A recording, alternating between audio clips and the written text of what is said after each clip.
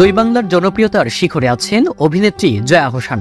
স্বাভাবিকভাবেই এই অভিনেত্রীর ব্যক্তিজীবন নিয়ে কৌতূহলী তার অনুরাগীরা। ১৯৯৮ সালে জমিদার পরিবারের ছেলে খ্যাতনামা মডেল ও অভিনেতা ফয়সাল আহসানের সঙ্গে বিয়ে হয় জয়ের। তখন জয়া মাসুদ থেকে হয়ে ওঠেন জয়া আহসান। ১৩ বছর সংসার করার পরে ২০১১ সালে বিচ্ছেদের পথে হাঁটেন তারা। ঠিক কী কারণে বিচ্ছেদ হয়েছিল তা নিয়ে কেউই মুখ খোলেননি। সম্প্রতি কোনো মাধ্যমে প্রেম ও বিয়ে প্রসঙ্গে মুখ খোলেন তিনি। এবার জানা গেল মা হচ্ছেন জয়া আহসান। তবে বাস্তবে নন, সিনেমা জগতে প্রথমবারের মতো মায়ের চরিত্রে অভিনয় করতে যাচ্ছেন জয়া আহসান। হিন্দি ভাষার সিনেমা করক সিংয়ে অভিনয় করে প্রশংসা কুড়িয়েছেন জয়া আহসান। এর পরিচালক অনিরুদ্ধ রায় চৌধুরী দীর্ঘ ১০ বছর পর এবার নির্মাণ করতে যাচ্ছেন বাংলা সিনেমা নাম ডিয়ার মা।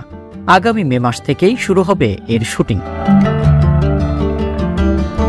এতে কেন্দ্রীয় চরিত্রে অভিনয় করতে দেখা যাবে জয়া আহসানকে। সিনেমাটি প্রসঙ্গে তিনি বলেন, এটা সম্পর্কের গল্প। মা মায়ের সন্তান সম্পর্ক, পরিবার, এগুলো নিয়েই এগুবে ছবিটি।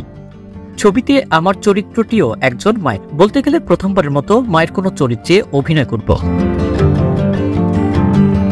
তিনি বর্তমানে সিনেমাটির কর্মশালা আছেন জয়া।